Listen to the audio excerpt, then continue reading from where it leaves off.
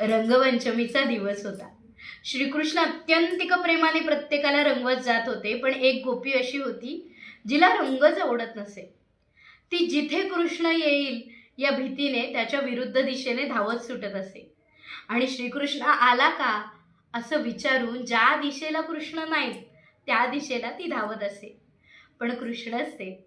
श्रीकृष्णांनी मागून येऊन तिला रंग लावला आणि असं सांगतात ज्या क्षणी रंग लावला त्या क्षणी ती धावत धावत यमुनेच्या काठावरती गेली. अनेक काळ ती चेहरा धुवत राहिली. एक गोपी म्हणाली की अगं 2 प्रहर झाले, तू अजूनही तुझा चेहराच धुतेस, तुझ्या चेहऱ्यावरचा रंग तर कधीच निघून गेलाय. ती गोपी त्यावर म्हणते, अगं चेहऱ्यावरचा रंग गेलाही असेल, पण मनाला लागलेल्या रंगाचं काय?